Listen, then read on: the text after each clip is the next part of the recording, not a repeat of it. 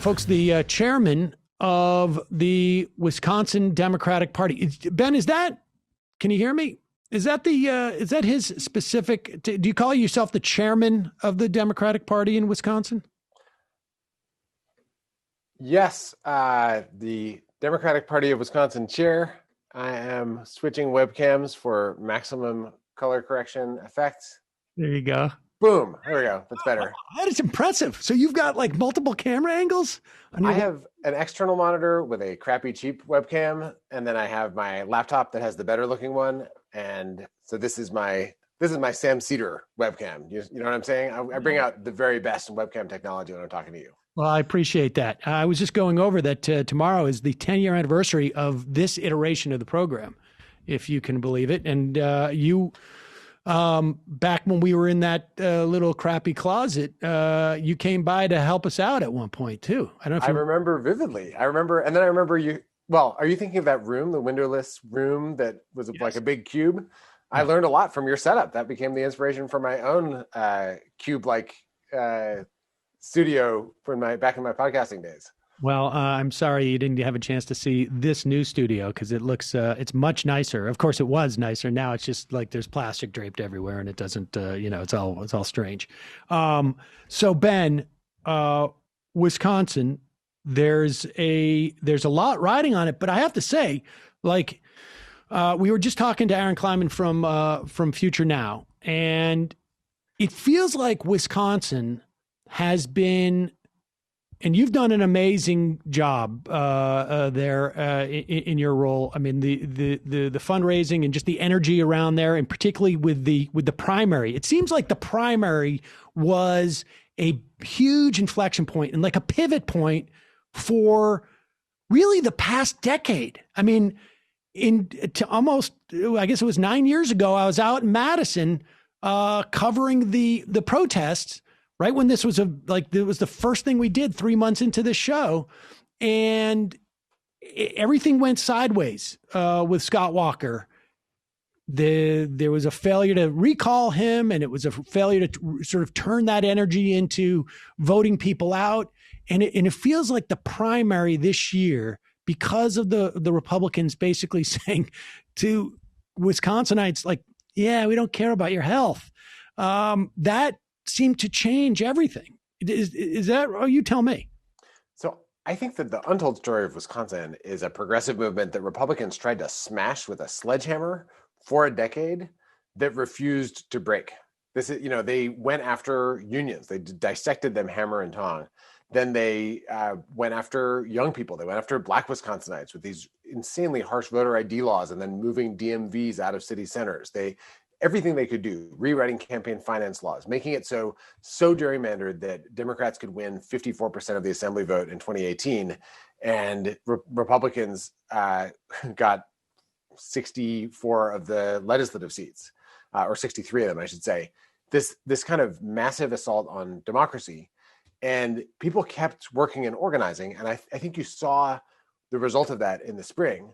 But that wave, I mean, it carried through in 2018, where despite all of that, Wisconsin came out with Democrats winning every statewide office for the first time since 1982. And that energy is continuing to this moment. I mean, we have thousands and thousands of people making phone calls to voters right now. And that has been true day after day after day. And the kind of organizing energy, the way that grassroots organizations are pouring in their work. And then I'm so proud of what our party activists have been able to do in Wisconsin on the official integrated with the Biden campaign operation, which is in every corner of the state. There's this national storyline that red areas get redder, blue areas get bluer, but we're seeing movement in our direction in every region of Wisconsin. And that's, contrary to the script, but it reflects the fact that people are just like pulling out all the stops around the clock. So what are the what are the big races? I mean, is it that obviously the presidential race, right? Wisconsin, pretty important in that regard. Significant, yes.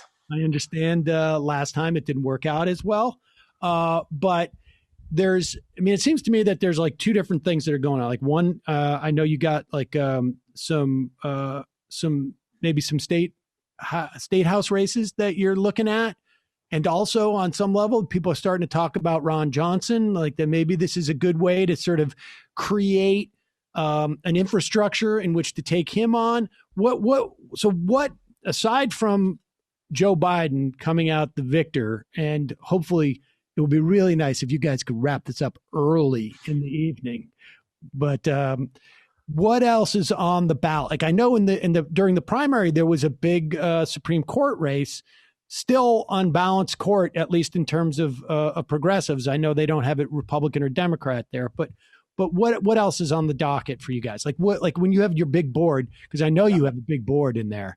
You can see I've got the Wisconsin Gerrymandering Museum right here behind me. Well enough that, I mean, I've told the story a million times before. When I've walked down, I saw like you as a producer back in the days. You like big boards and keep it organized. So I know there's a big whiteboard in there somewhere. What is on that board? So fundamentally, the most significant battlegrounds are these state legislative races and the presidency. We also have congressional races across the state. There's 5 Republican-held seats. There's 1 Democratic seat. Republicans are coming after hard. I think we're going to hold them off. And then there are local races around the state. But the state legislature is really the crux of it. Republicans gerrymandered our state, as I was saying, super intensely. And their goal this year was to get super majorities in both the state assembly and the state senate. And they talked to press about that. They pitched donors about that. They have like multiple dark money groups. So if you watch a show on cable TV in the Milwaukee suburbs, there might be 4 different attack ads from different organizations in the same commercial block going after Dems. And their big goal was to get enough power to re-gerrymander the state for another decade, despite Governor Evers, a Democrat, being in the governor's mansion. And that goal looked pretty frighteningly tenable a few months ago. At this point, I'm feeling, knock on all available wood, but I'm feeling really good about beating them back and actually flipping Republican-held seats in not everywhere, but there's a bunch where we're in competition, especially around Milwaukee, but in multiple regions of the state, closer to Dane County, northeastern Wisconsin, western Wisconsin. Like we're fighting really hard in a whole lot of different races that weren't supposed to be on the map. And I will be watching that like a hawk. I will also say our plan for this year was spelled out WISCO. So the W was win the spring election, use that as a dress rehearsal for the fall. So that's what you were talking about with the state Supreme Court race on April 7th, where the GOP forced in-person voting right as the pandemic was starting. And we mobilized, roughly 1 million absentee ballots in that election, which had, 4 times what anyone had ever seen. And the we there is the big we of the party, the grassroots organizations, unions, all the people who were working on that. Won that fight by 10 percentage points.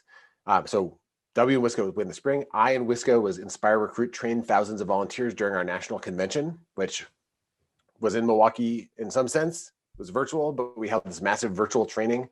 The S is for save the veto, stop the supermajorities. The C is cancel Trump's second inaugural, which is the presidential big kahuna. And then the O is organized for the long term, including stop Ron Johnson, make sure he ends his Senate career in 2022, reelect our governor, lieutenant governor, treasurer, state attorney general, fight to flip both chambers of the legislature, because we'll have new maps after 2020, after the census, the U.S. House races, like build the infrastructure for year-round organizing and long-term strength so that we don't have a 2022 that looks like 2010 when we lost everything after having a blue trifecta. So, all right, I just want to just go back to that one thing about, the legislature and the maps and this and that. I when we talk about a failure of, or an assault on democracy, Wisconsin State House is one of the prime examples in the country. I mean, you already mentioned this fact, but I've stated on this program maybe 3 times, maybe once a week, the idea that 54% of the people went in and voted for a Democrat, and yet they have 63%. The Republicans won 63%. Like, people need to sit back and sort of figure out how that's even possible. And it sounds like it's impossible, but it's just that the way that the things have been redistricting, people came in, they voted, more than 5 out of 10 times for the Democrat, and yet more than 6 out of 10 seats went to the Republicans. So how do you fix that? I mean, how do you how do you break that sort of self-fulfilling, that feedback loop there? Because once they're in the position of getting an inordinate amount, they're no longer accountable to the voters. Essentially, they have the ability to draw their own maps. I mean, how do you break that cycle? So you can see the strength of that cycle in 2018. After the whole blue wave came in, we had not flipped a single state assembly seat in the entire period since the new maps were drawn. And in 2018, we won one of them by 132 votes. So in that year when we had the 54% vote for state assembly, that's how just incredibly finely the maps are drawn. They cut sometimes through the middle of a block, through people's backyards, or the median in the middle of the street. And that seat, the Republicans targeted with everything they had to try to take it back, as well as to try to take back several of the more rural districts held by Democrats that had gone blue. And we built this plan called Save the Veto with Governor Evers and with our state legislative caucuses, where we went out and just raised money and worked with some of the best ad people and digital people to build these big plans, almost like congressional races, for these state legislative seats that Republicans were trying to grab. And eventually, I mean, I think we've pretty much scared them out of several of the races that they thought they were going to be really competitive in. And then in the last couple of months, we're now on offense in a bunch of races that Republicans didn't expect to have to try to defend. But all of that gets us to the point we'll have next year when we actually have the new census, and then we can draw new legislative maps. Because we have the governor can veto gerrymandered maps when Republicans try to do it again, unless they get supermajorities. We can veto those maps. Republicans can try to go to state court. Because we won the spring Supreme Court election, that at least provides some buffer against the most extreme kinds of judicial overrides Republicans might try to do. And there's one justice who sort of swings back and forth on the state Supreme Court a bit. So I think we have a path to getting better maps by 2022. And that is the prime directive. That is the key to restoring democracy in the state. As long as we have these like outrageously drawn maps, Republicans only worry about primary elections. They only look at threats from their right. And the only question that they have to answer is, have they made the Republican leader, Robin Vos, happy? Because he controls the spigots of their funding through their Republican, Assembly caucus, the equivalent of like Mitch McConnell's operation. And so he rules with an iron fist, and he can get them to do things that would be incredibly unpopular because we've pulled in their districts. We know their constituents don't like it. In Wisconsin, they haven't passed a single bill in the last 6 months in the midst of this giant upswing in coronavirus. What they have done is sued to remove our governor's ability to do things like stay-at-home orders unless the legislature passes a rule. And so if you look at why Wisconsin has such an explosive coronavirus outbreak, look at our state legislative Republicans. They grabbed the power that was built on using the power grab they did after Evers was elected, where they moved rulemaking authority to the state legislature and away from the governor. And then they used that to torpedo our coronavirus control. So, I mean, people are furious with them as a result. Their public support is in the toilet, but we have to turn that into votes in this final day. Well, I gotta say, I mean, I'm encouraged just by the fact that people are reacting to that type of, frankly, insanity. It would be really discouraging if people didn't notice. So it's encouraging that they're noticing. All right. So if people want to help out in your effort, what do they got to do? I mean, is there anything left to be done for the next 24 hours? Absolutely. Get on the phone. After you should finish watching this episode of the Majority Report with Sam Seder, and then you should go to wisdems.org/phonebank. wisdems.org/phonebank. We're running phone banks, morning till night. And those calls are totally critical. At this point, we're telling people who have absentee ballots, there's still 175,000 of them who haven't returned them, bring them to a Dropbox, bring them to your clerk's office. And then for folks who haven't voted yet, you can go to the polls tomorrow. So much has been learned since this spring. It will be safe tomorrow. There will be safeguards in place. There's plexiglass, there's masks they'll hand out to people when they go in.